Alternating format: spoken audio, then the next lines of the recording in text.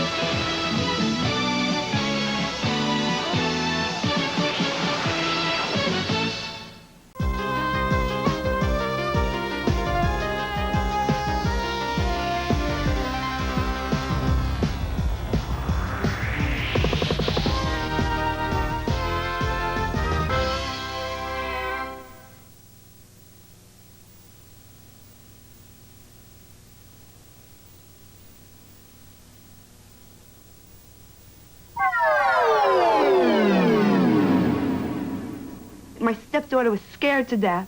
Okay, she wouldn't leave the house because there was something flying over our house. We thought it was the end of time. When I regained consciousness, I was on board of this, apparently on board this spacecraft, and I encountered two different types of beings. We have photographs, we have films, we have expert witnesses. What more do you want? We can prove that these objects exist. We're past the point of proving they exist. The question now is, why are they here and what do they want? Unidentified flying objects, UFOs. Are they spaceships from other worlds traveling through our galaxy? Or are they something else? So far, we cannot escape our own solar system. Our technology has placed man no further out than the moon. If we can't travel to them, can they be coming to us? The American government says no. Despite films like this, they say it's physically impossible, so they've closed all their official investigations of UFOs. That was a fallacy. 69, they claimed to the public that they closed the doors, and they didn't, because the document shows that they continued on gathering information. So that was an out-and-out lie. Under the Freedom of Information Act, some Americans petitioned the government for the release of top-secret UFO documents. These documents, they claim, suggest a cover-up, a cosmic Watergate. All we want to know is what's going on. We want the government to tell us the truth.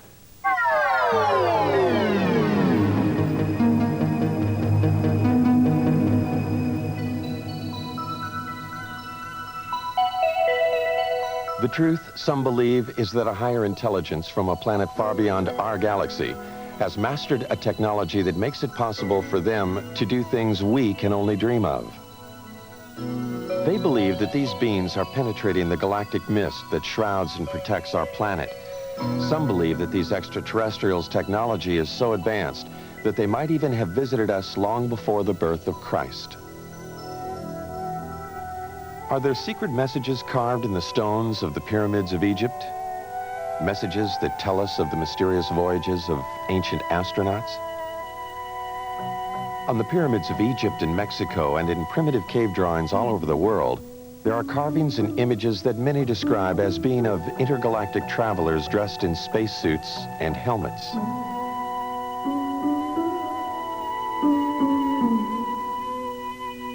Early Romans wrote about flying shields, ancient Egyptians about circles of fire in the sky. Are these references and these drawings about spacemen or about the gods they worshipped in the heavens above? Aliens from other worlds with extraterrestrial powers are credited by some with having moved the great stone monuments of Easter Island. Others point to the giant circle of Stonehenge as being a sophisticated astronomical tool, only possible at the time if it were designed by others with a more advanced knowledge of the universe. And then there are the Nazca Lines, an alleged spaceport. These mysterious images, decipherable only when seen from the air, were carved in the ancient times atop a mountain in Peru. Many claim this was a landing area for ETs. If there were ETs coming here in ancient times, they seem to have lost interest in us. Until 1947. Then, suddenly, around the world, people of all kinds began to report seeing them in the skies above. Some claim to have photographed them. In the United States, the government dismissed the phenomena. They described the mysterious objects as weather balloons, hoaxes, swamp gas, and other scientific anomalies.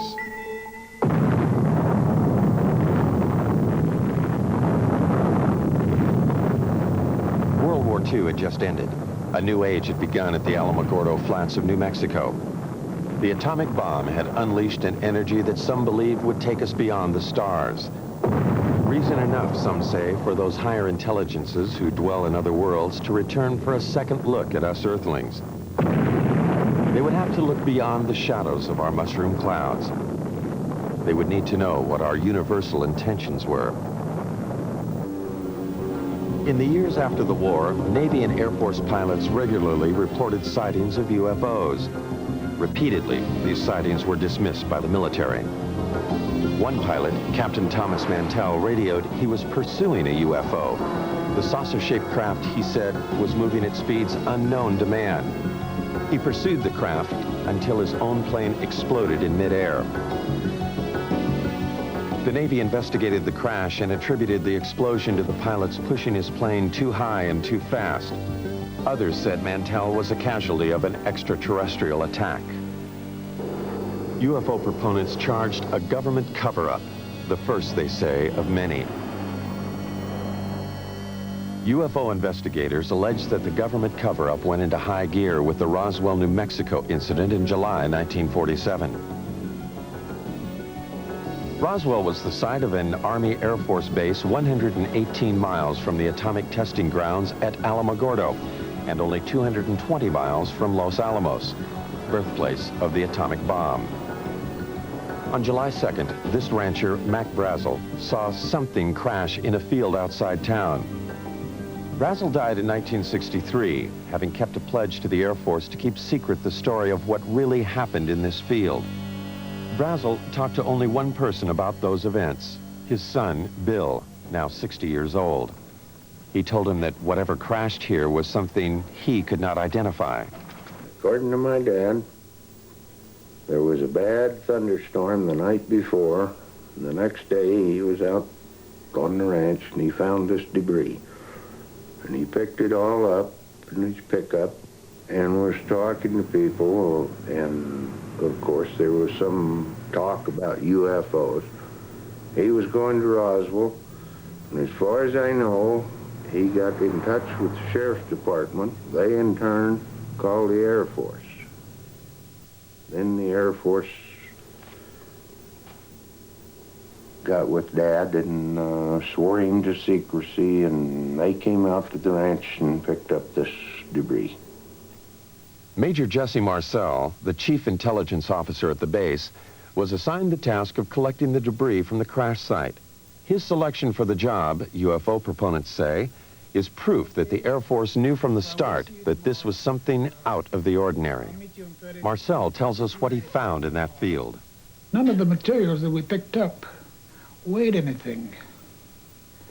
Looked like it was weightless. You couldn't feel that you had anything in your hands.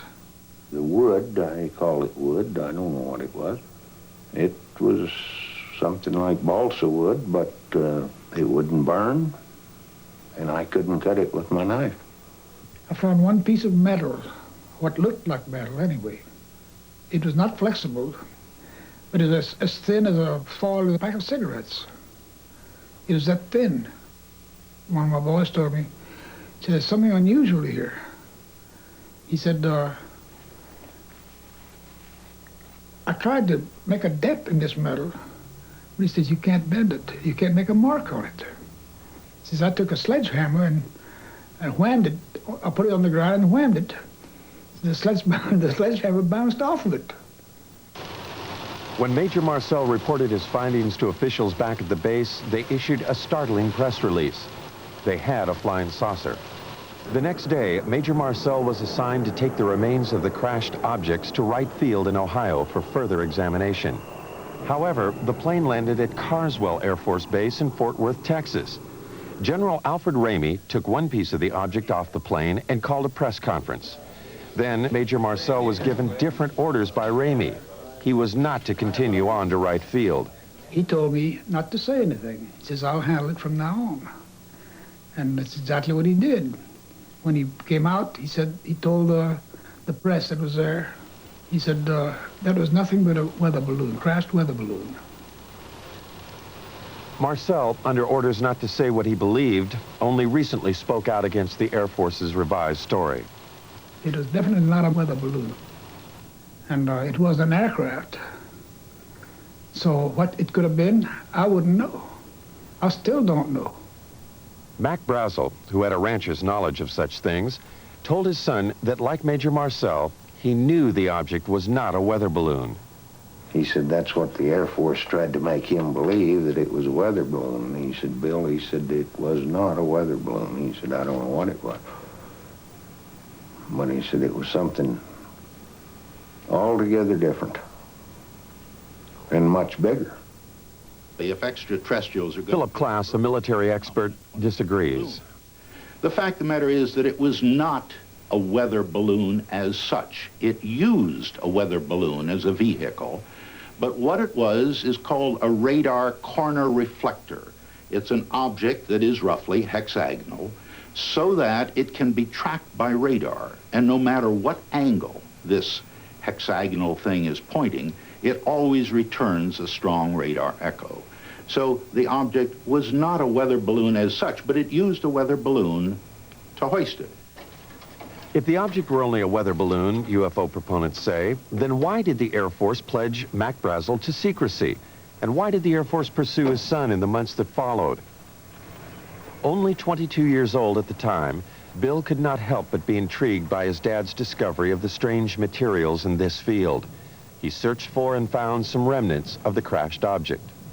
And I was talking about it. I went into Corona, and I was sitting there in a beer joint, and of course, my friends was asking me if I'd found any more or anything like this, and I said, well, I'd picked up a few scraps, about a cigar box full, and somebody, I don't know, must have informed the Air Force, because first thing I know, I have visitors, and they say they'd like to have this material.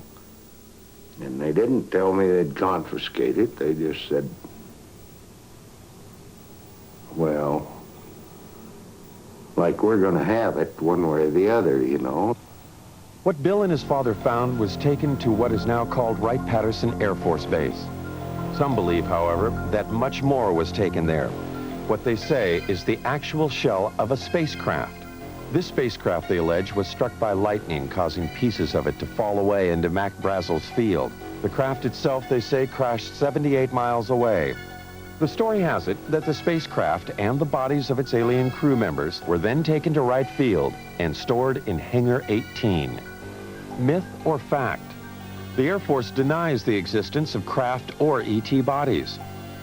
Nothing has surfaced in the Freedom of Information Act released top-secret government documents. Nothing to support what some claim is this actual photo of an ET's arm. The Air Force also denies the existence of Hangar 18 itself. Senator Barry Goldwater has written that he has tried to gain access to the legendary building. In letters to UFO proponents, Goldwater enigmatically says that he has given up trying to solve the mystery. Not because he's satisfied with what he hears, but because it's just impossible to get anything on it. Nuclear physicist Stanton Friedman, however, believes the evidence is there. There's just no question at all in my mind that a saucer did crash, that bodies were found by the government, that the saucer itself was picked up by the government and carted off for study. The tremendous potential for gaining new technology from a thing is just enormous, and no government would be foolish enough to put it on display instead of carting it off to the laboratory. Look, it's one of these situations of where if I were a freelance writer or I'd like to make a story, I would love this story. It's great. It would make good copy. But unfortunately, or fortunately, I happen to be a scientist, and I have, you might say, the Hippocratic oath of a scientist. I will not say something is so until I'm very certain in my own mind that it is. So as far as the creatures are concerned, I honestly don't know. Dr. Hynek, a noted astronomer from Harvard and Northwestern universities, has been a persistent investigator of UFO cases. In 1952, he was asked by the Air Force to join Project Blue Book, their UFO investigation unit. 17 years later, he joined Air Force Secretary Harold Brown at a press conference to announce the team's conclusions. None of the evidence that I have examined would indicate any proof at all that we are being visited by extraterrestrials. What is the Air Force hiding in this investigation? We have not been hiding anything. The investigations have been made public. The explanations of those where there is a clear explanation have been made public. The hearing this morning was public for just that reason. Project Blue Book was activated to deal with what the media was calling flying saucer hysteria. They investigated 12,518 sightings. They could not explain 701 of them. Doubts lingered long past the report's publication. Even supporters of the project's conclusions had to wonder about photographs like these. In a series of 3 pictures, one can judge relative size because of the car window, the telephone poles, and the highway. One can also speculate about the dirt being kicked up into the air. Dr. Hynek, the leading scientist on the Blue Book panel, began to have doubts. He personally went to Brazil to talk to the man who took these pictures. He discussed the matters with the president of Brazil and with photo analysts on both continents. By 1973, he had completely reevaluated his Blue Book experiences. He now became a critic of the investigation and an advocate for more UFO study. I was there at Blue Book, and I know the job they had. They were told not to excite the public. Don't rock the boat. And I saw it in my own eyes happen that whenever a case happened that they could explain, which is quite a few, they made point of that and let that out to the media. Things that the cases that were very difficult to explain, they would jump handsprings to keep the media away from it. For they had a job to do, to, whether rightfully or wrongly, to keep the public from getting excited. Hynek's concession that it was possible that extraterrestrials were visiting us raised the UFO debate to another level. A major establishment astronomer and a man trusted by the Air Force was now saying that intergalactic spacecraft could be traveling through our solar system. His pronouncements caused scientists who might otherwise have stayed out of the UFO debate to enter it. They called Hynek's proposition fantasy. But if we just think of our own galaxy, you know, it's 100,000 light years across. That means to travel from one side of that galaxy to another side, to the other extreme edge, would take you 100,000 years if you traveled at the speed of light. Now, there's very good evidence that nothing travels faster than the speed of light. I mean, it seems to be the ultimate speed limit in the universe. If, however, aliens know something we don't, suppose they are able to transform space and time or manipulate space and time in some way, or travel in other dimensions, then all things are possible. As man has entered the space age, the concept that all things are possible has indeed become part of a new way of thinking. Some of the men who investigated Blue Book were born before the Wright brothers flew at Kitty Hawk.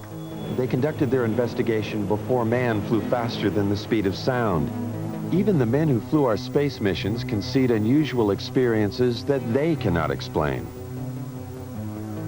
Astronauts like James McDivitt on Gemini 4 and Ed White have reported seeing unidentified flying objects in space. Pete Conrad on Gemini 11 in 1966 is another of the 11 astronauts who have seen UFOs on NASA space flights. Some of these objects the astronauts saw were photographed. NASA has called some of these sun flares or space debris.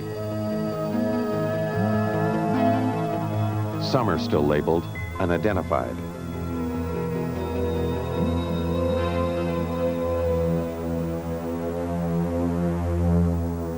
Astronaut Gordon Cooper was so impressed with an unidentified flying object he saw that he wrote about it to a special United Nations commission studying the phenomena. He wrote, "I believe these extraterrestrial vehicles and their crews are visiting this planet from other planets, which obviously are a lot more technically advanced than we are here on Earth." Recently, Cooper reversed himself. He does not now believe that what he saw was an extraterrestrial spacecraft.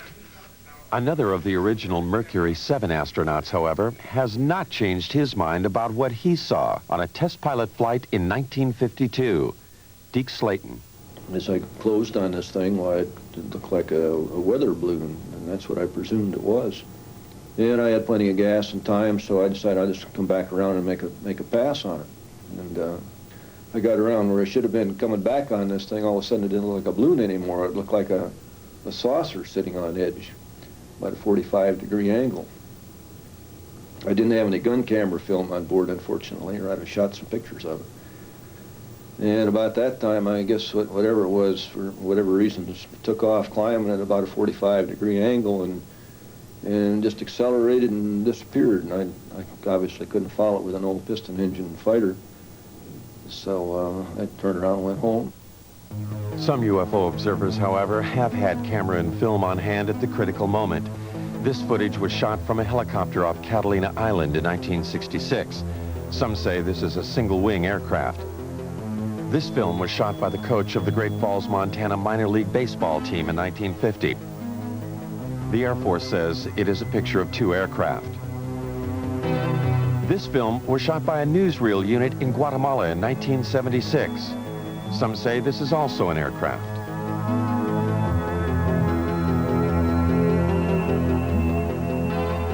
This film was taken by a Navy cameraman on vacation in Tremonton, Utah in 1952. The Air Force speculates that these are seagulls. Dr. Hynek disputes the Air Force's explanation of these films. This, plus his feelings about the eyewitnesses, helped change his mind. I began to get certain doubts because not so much of any specific case, although there were quite a few, it was the people themselves. I said to myself, well, now, come on, how much longer am I going to call these people crazy? And when I changed my glasses, you might say, a little bit, and took a view that maybe these people aren't crazy, and began to realize what sort of people they were, the people who would be accepted in any court of law, as a witness, let's say, good, solid people, I said to myself, well, the time has come to maybe change my attitude. It was Hynek who coined the expressions close encounters of the first, second, and third kinds. A close encounter of the first kind is one that centers upon a visual sighting. Hynek investigated first-kind encounters in 1983 in New York State. Local residents and commuters just 40 miles from New York City had been reporting sightings of an unusual object in the night skies for over a year and a half. Sightings were reported on at least 50 separate nights during the 18-month period. Over 9,000 eyewitnesses, lawyers, teachers, CPAs, advertising executives, nurses, and factory workers reported seeing the unidentified phenomena. Newspapers and television almost weekly carried reports of the sightings. From different places throughout the area, eyewitnesses all reported seeing the same thing. I looked up, and right over my head, virtually, and it wasn't far off, it was right over my head and very still, there was a rim of lights in the shape of a triangle. It was just a tremendous object. It was anywhere from wingtip to wingtip, about 50 or 60 yards. These were very, very unusual lights. I've never seen anything like it in my life. And so I pulled my car over and I had to take a look. I mean, he would drive down the road and look up in the sky. Some people, like Bob and Lori Pozzioli, were determined to film the object. And then one night, he spotted this one round object. And that's when he called me and he said, quick, let's get the camera. And we did. Oh, good God. What do you think? I don't know. About quite. I'm going to tell you something, honey. I don't know what the hell it is. It's rotating. Bob and Lori photographed this unidentified flying object near their home in Brewster, New York. Bob is a vice president in a Manhattan computer firm. Some of their friends and Lori's parents thought they were crazy, despite this photographic evidence. Yeah, it's turning very, very slowly. 9,000 odd people have seen this thing, or whatever it is, and they all just can't be crazy. Bob and Lori have 2 children. They are concerned about what they saw in the sky. They also wonder why the government hasn't investigated the event. Their concern is shared by David Scarpino, an accountant who works in New York City. Scarpino, a family man, has publicly called for a government investigation. He and others, like Bill Healy, a meteorologist at the county airport, made this demand at a town meeting. Public furor has been led by County Clerk Dennis Sant.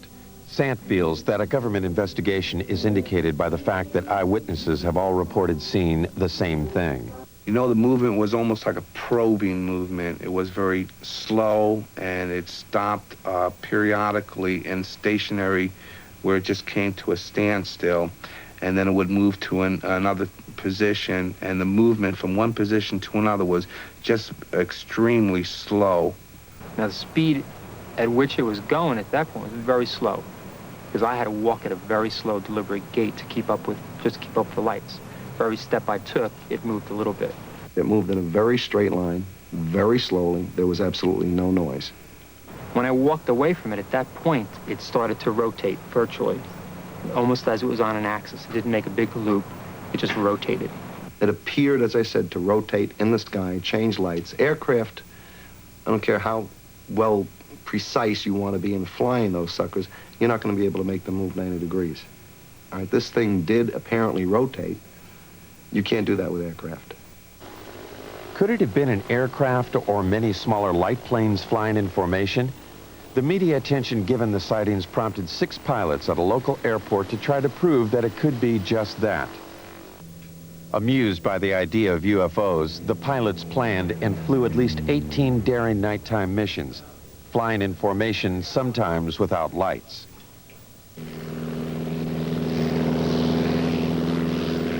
This hoax fooled at least some of the eyewitnesses, but not Bob and Lori. They claimed that in addition to photographing the UFO, they also videotaped the light airplanes as they enacted their hoax. There are 6, and the lead one has his 3 lights on. Everybody else only has 2. Did you hear the engines? Some UFO investigators agree that many of the reported sightings were probably of the hoax. But some eyewitnesses, they say, were clearly able to differentiate between the hoax and the unidentified object. As it was coming over, there was a star in the sky, and as the lead light went under that star, right behind it, you could still see the star, which meant it was not a solid object. And as it was going overhead, you did hear engines. All right, now, what kind of aircraft engines, I don't know, but you did hear aircraft engine noise. Engine noise, different lights, and different flying movements, UFO proponents say, clearly make the airplanes IFOs, identified flying objects. But this object, or objects, remains unidentified for many.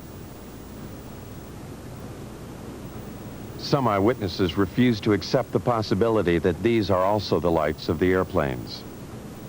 I know what it wasn't. It wasn't an ultralight. It wasn't a blimp. It wasn't gas.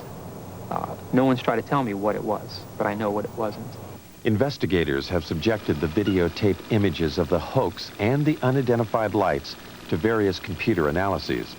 By digitalization of the images, they hope to be able to determine if the area between the lights of the UFO was solid, indicating one craft. The airplanes, they hope, would show night sky in the center of the lights. Physicist Al Hibbs.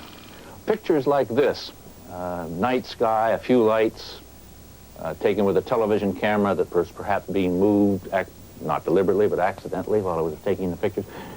There's really nothing you can say about these things. In one case, a very good explanation is offered, and I see no reason to disbelieve it. In the other case, there's no explanation. I certainly can't offer one. I would love it if some UFOs were extraterrestrial objects being piloted by extraterrestrial beings. I think that'd be the most marvelous discovery of the history of man. I'd love to have that be true. So I'm not going to say that objects, foreign objects, artifacts made by intelligent creatures in the solar system, I'm not going to say that's preposterous. I'm going to say it is so unusual, so immensely important, that I'm not going to assign anything like any sightings like this to that phenomenon without a lot more data. Insufficient data, the object remains unidentified. For government officials, therefore, it is of no consequence. But for the New York eyewitnesses, the question of what it is remains. They find the government's apparent lack of interest puzzling. The government didn't come to me as a rational individual. As an accountant, I like concrete things. I like evidence. For them to say that I didn't see anything without really talking to me and investigating it means that they were trying to hide something. And that was my feeling from the very beginning. They know something, okay? They know something. Either they know that there's something up there, and they want to investigate it themselves and don't want other people trying to handle it, or they're doing something. But if they're doing something, then let people know about it. This New York State event occurred over a densely populated area and over a nuclear plant, prompting one eyewitness, New York attorney Peter Gersten, to suspect a government cover-up. With others, like Larry Fawcett, a police officer in Coventry, Connecticut, he helped establish Citizens Against UFO Secrecy. Fawcett, who says the way he views the world has been drastically affected by his sightings of a UFO in 1965, petitioned the government for the release of UFO-related documents. These documents, released under the Freedom of Information Act, were previously classified top secret. An example of some of the government documents we have obtained are the overflights over the military bases in 1975, over Wurtsmith Air Force Base in Michigan, over Malmstrom Air Force Base in Montana, Loring Air Force Base in Maine, Minot Air Force Base in North Dakota.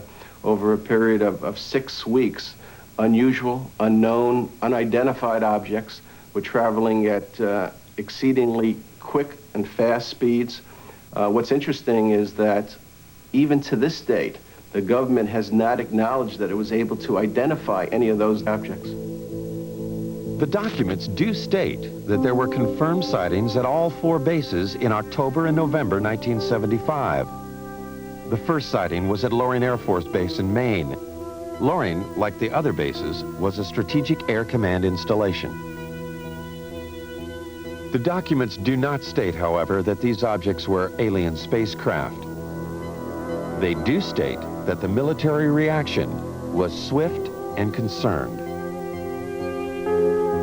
At Loring, there were 2 separate events. Something unidentified appeared in the night sky above the weapons storage area. Larry Fawcett, having learned of the event in the released documents, investigated. Military people and guards in and around the weapons storage areas began to report lights hovering or landing within the weapons storage areas. Military people would respond to the area only to see the lights go out and the object disappear and then reappear over the runway. It's described as football-shaped, the length of maybe 2 or 3 vehicles, cars, if you will. The witness telling us that there are shimmerings of heat, as you would see off a desert scene in a movie. When we questioned the individual, could it have been an aircraft? Could it have been a helicopter? The military person, and I'll give you his name, Steve Eichner, telling us, no, I know what helicopters look like. I've been around aircraft. I work on aircraft. This is something I've never seen before. The official records, which I quote in my book, indicate that on the first night, it certainly was a helicopter. It was described as a helicopter. Now, if the officers on the base, experienced pilots, if they don't know a helicopter, and we have to depend on some GI who's not a pilot, who comes forward not at the time, but years later, he claims to have been there and claims it was not a helicopter. Again, let's go on the official records. It is the official records that Fawcett uses to substantiate his claim that helicopters could not be the explanation. The military response at all 4 bases, he says, was too dramatic. From our documentation, we know of pursuits that occurred, scrambling of aircraft from Loring Air Force Base, and the chases went up into the Canadian territory, if you will, only to be lost around New Brunswick somewhere up in that area. There's no question there were overflights of unknowns sometimes referred to as helicopters, but if you talk to the people, read the official government statements, it's clear that they were concerned, that there were scrambles of jets to go after these things, that they were being observed by highly qualified people. We were lied to, flat out, about those cases. And as a matter of fact, some of the documents we eventually got clearly indicated that there were instructions to local base commanders. Don't say anything about the sightings at the other bases. Make it appear to be an isolated instance. Military authorities will not comment on the 1975 overflights. They simply state that at any SAC installation, there would always be an immediate defensive response to anything unknown. Putting planes in the air, they say, does not confirm a penetration of an intergalactic craft.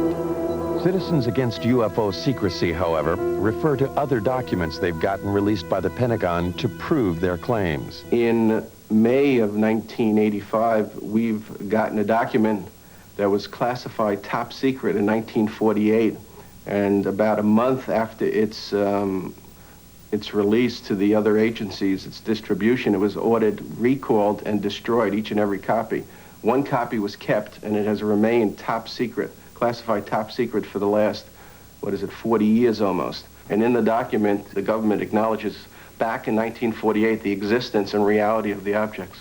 The official military position about any document issued before the Project Blue Book investigation is that Blue Book later explained them. This includes a startling document written by a Canadian. Wilbert Smith stated flat out in his top secret memo, and I think it was declassified by mistake, frankly, that this is the most classified subject in the United States, even more so than the H-bomb, and that flat out, flying saucers exist. This is the opinion of one man, a Canadian officer, in 1947.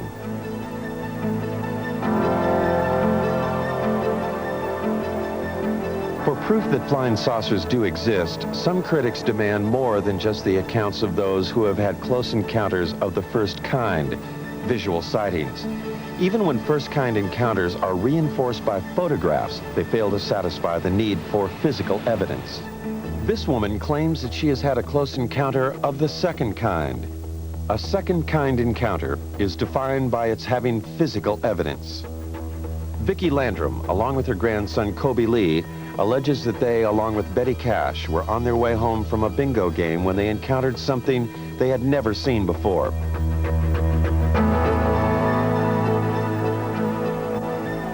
The alleged event took place on December 28, 1980.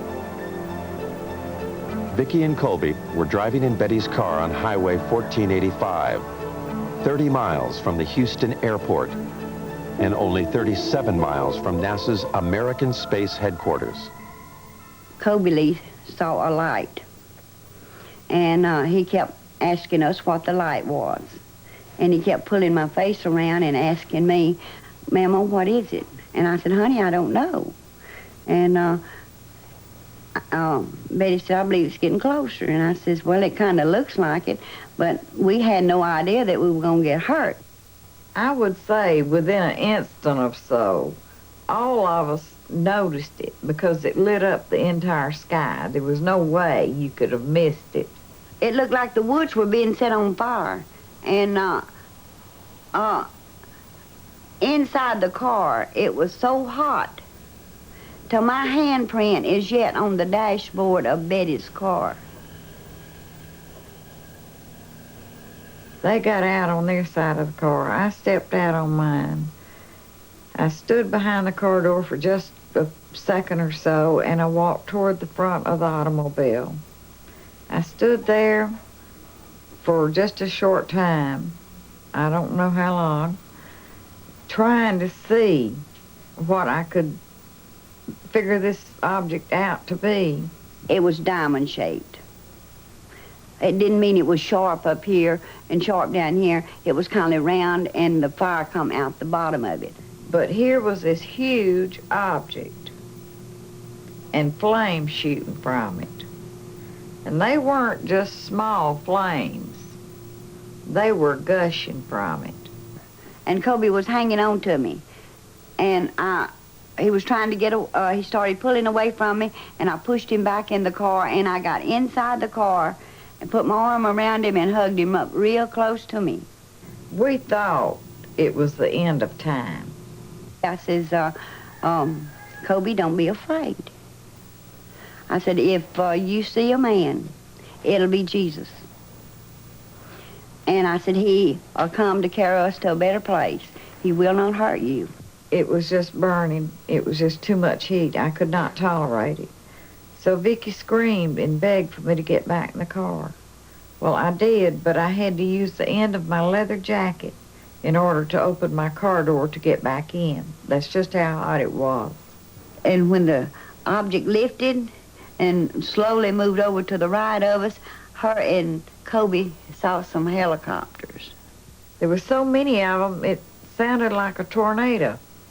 And we counted 23. I counted 22, really. But Kobe said, there's one more. And I said, yeah, baby, that makes 23. And there were helicopters on both sides and also over the top of the object, or like they were trying to hem it in. The only apparent proof the women have for what happened to them is the illness they claim they suffered as a result of the encounter. It is the record of these illnesses that made this an encounter of the second kind. My eyes were burned so till they would swell, and they were tearing till I could lay down at night, and the next morning my pillow would be completely wet, and I couldn't hardly see anything. Vicky was treated for burns, and she and Colby Lee suffered long periods of nausea. Betty Cash was hospitalized immediately after the event. She suffered severe hair loss and was also treated for burns and nausea. Since then, she has been hospitalized several times. And the first time that I went into the hospital, they were treating us as burns. But then, after they found out really what had happened, then they started to treating us as radioactive burns. And since, I have had cancer. Betty's hospital records do not explicitly state that she was treated for radioactive burns. They do state, however, that she exhibited the symptoms similar to someone who might have been exposed to a radioactive element. Betty further maintains that she had no cancer history previous to the alleged encounter. Her records do confirm, however, that she does now have the disease. No, I'm not well, by no means. I wish, I pray, that I could be. With the help of Peter Gersten, the New York attorney for Citizens Against UFO Secrecy, the two women have sued the government to find out what it was they encountered that night. Was it a UFO, or an American weapon gone awry, or something else? I believe the story is a hoax. There is absolutely no evidence. The women's story is supported only by the claim of Betty Cash that she had serious health problems after the alleged incident. From my review of the Cash Landrum case, I would say that there's no question that an event took place, that those people were near something that was emitting radiation. I don't think it was an alien spacecraft, frankly. I think it was a nuclear-powered aircraft. That's why all the helicopters. It's standard practice if there's a classified system around. There are guys ready to go there to keep somebody else from getting that should it crash. The facts are that the U.S. Defense Department investigated. They could not locate 22 twin-rotor helicopters that could possibly have been flying in that area. And in fact, as Colonel Saran, who made the investigation, told me, he said, Phil, this occurred over the Christmas, New Year's holiday. He said, you couldn't get that many helicopters. You couldn't get a military operation into the air over the Christmas, New Year's holiday unless the nation was at war. The object was there. It existed. There's no question about that. What's interesting is that for the first time, the government has suggested that it wasn't theirs, that it was possibly a true UFO. And nowhere has the government ever admitted, other than this basic document that we've gotten from 1948, that UFOs exist. I love this country and for all it stands for, but I wish they would tell us the truth. If extraterrestrials are coming here, what do they want? Are they coming here just to observe us, or are they making actual contact with some of us? Contact with an alien is what Dr. Hynek calls, and what Steven Spielberg has celebrated in the movies, as a close encounter of the third kind. Charlie Hickson says he's had such an encounter. These things, evidently, they're coming from another world somewhere. I don't know what message they have for us or what they intend to help us, but certainly they're not going to harm us because they didn't harm me. Charlie Hickson's alleged abduction aboard a UFO in 1973 followed the story of Betty and Barney Hill's abduction in Exeter, New Hampshire in 1961. A most recent claim of a close encounter of the third kind occurred not in the backwaters of Mississippi, but in the heart of New York City. Rosemary Osnato. Suddenly I hesitated, or I couldn't seem to put the key in the door. And I just turned around and wanted to go up to the roof. And this seemed rather odd because you just don't do that in New York. You don't go up on the roof at 1 o'clock in the morning. It's just not something you do. And yet I was doing it. And there seemed to be a very bright light that was shining in the hallway. And I thought this was moonlight at first, you know, and apparently it wasn't moonlight because when I got up there, there was a very bright light up on the roof. And then it went out for a few seconds. And then it came back on again. And I was just lifted, physically lifted, in that beam of light. When I got into the craft, I was led by a group of, I guess, more than one, group of grayish-skinned, small men or women, I don't know what they were, but large eyes, thin, frail, and they communicated telepathically. 19-year-old Travis Walton of Snowflake, Arizona, claims he encountered similar aliens in 1975. Walton was, in his words, zapped by a blue light when the spaceship appeared when he was working in the forest. When I regained consciousness, I was on board of this, apparently on board this spacecraft, and I encountered two different types of beings. The first type of creature I saw was about 5 feet tall. They were very white looking. Their skin was very pale, and they didn't have any hair on their heads, and they had enormous eyes. There was a type of being there that, you know, anyone else would consider to be look very human-like.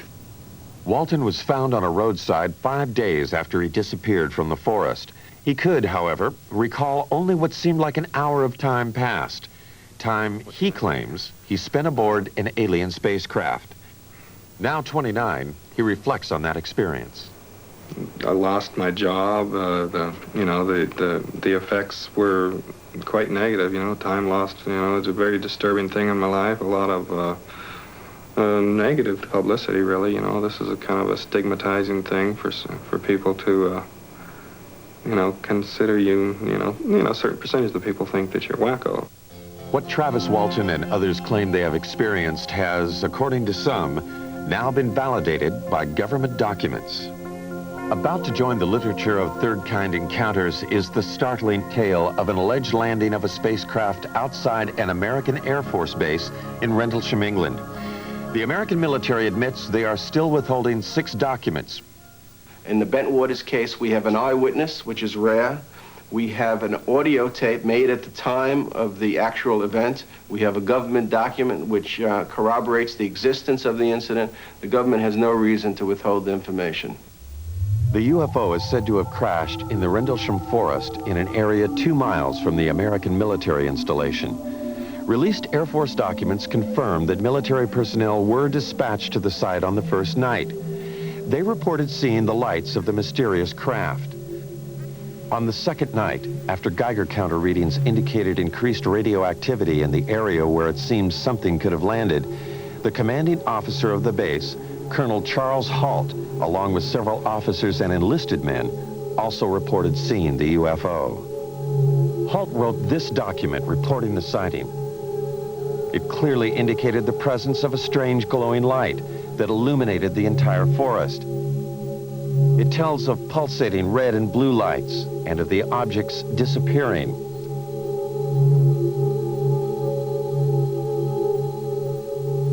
Colonel Halt also made this tape recording at the time of the second incident. Okay, here he comes from the south. He's coming toward us now. I'm observing what appears to be a beam coming down to the ground. This is unreal. What Colonel Halt was describing that night, some believe, was the pulsating light emanating from a lighthouse 5 miles away. Those who believe that it could not have been the lighthouse quickly point out that Halt's report indicates lights of different colors. Critics respond that pulsating lights can play tricks, create illusions. And the light comes in at you at a roughly tree level. And it turns and it rotates, so it's flashing on and off. If you look at the transcripts of the taped account of what the colonel and his men said that night, you'll find that they were saying such things as, it's on now, it's off, it's on, it's off, if I remember correctly. And that sequencing corresponds precisely with what the rotational frequency is for the lighthouse. The lighthouse theory deals only with a close encounter of the first kind. What of the close encounter of the third kind? The story told later by several American enlisted men. The story, they say, they were ordered not to tell. Afraid to reveal his identity, one of them talks about the alleged encounter. The senior officers seemed very calm with it. And the lower-ranking people like myself didn't know what to make of it, and almost maybe shock had set in because we were very apt to listen to what we were told to do. I know conversation took place between our base commander and individuals that were in the craft. Our base commander at that time apparently even shook one of their hands. Something tells me at that time they had difficulty with the craft, and we even gave them help in repairing the craft. The lighthouse explanation for Colonel Halt's report cannot explain away the account of the alleged landing and third kind encounter. And so far, nothing in the released government documents confirms such an encounter. There are 6 documents that the government is withholding concerning the incident in Bent Waters. I want to know why they're withholding that information. They do not have a right to withhold that information, and I want to know what that information is. The government will not release the documents for national security reasons. Citizens Against UFO Secrecy maintain that the government uses national security as a cover for withholding UFO-related material. Recently, they sued for release of a document from the National Security Agency. When they got it, it looked like this. When you go through it all, and somebody actually added up the percentage of the paper, more than 3/4 of this document isn't there. It means quite clearly that there is a cover-up. Anybody who says the government isn't holding anything back has to say, well, except for that stuff they won't release. I mean, this is a UFO document. It tells about NSA information about UFOs. Now, on the one hand, the government is still saying UFOs don't exist. Now, if UFOs don't exist, how can they affect national security? The government maintains that what is in the censored and unreleased documents is information that does not support the existence of extraterrestrials, but rather information that, if released, would compromise our own intelligence network. Much of the information in those UFO documents, the government claims, has to do with how we intercept and decode Soviet bloc messages. To release them would reveal to the Soviets and other potential enemies where we have listening stations. My goodness, the Russians might discover that we have a listening station in Leningrad, as an example, that we had intercepted some communications there. More important, it would reveal that we were able to decode Soviet coded messages. There are 3 basic reasons why the government does not come forward and release the information it has on UFOs. The first reason is technology. It is trying to learn as much about the objects before the Russians. The second reason is the vulnerability that could be shown by the revelations that might be forthcoming concerning UFOs. And the third reason is the hysteria that might be caused by the release of this information.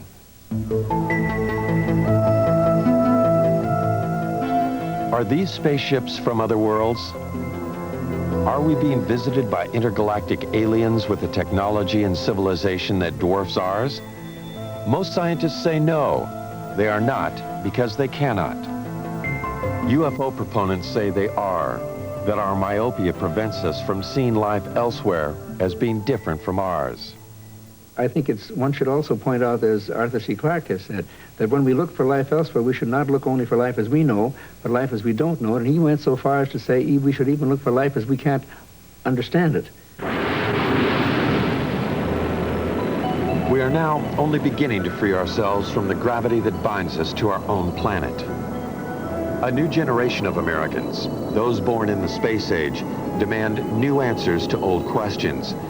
More receptive to the possibilities, they want to know, are we being visited by intergalactic travelers? They have joined their voices to others asking, what's going on? Is there a government cover-up? Do the unreleased documents contain evidence that proves that UFOs over our nuclear plants and air bases are actually from other worlds, or are they from earthly neighbors? Most scientists agree that there is life in the universe, but that it cannot travel here. They hope only to communicate with that life with giant radio telescopes. These scientists believe that what is being hidden in the government documents is probably not secrets of other worlds, but the secrets of an earthbound Cold War. Either way, we want to know what's going on.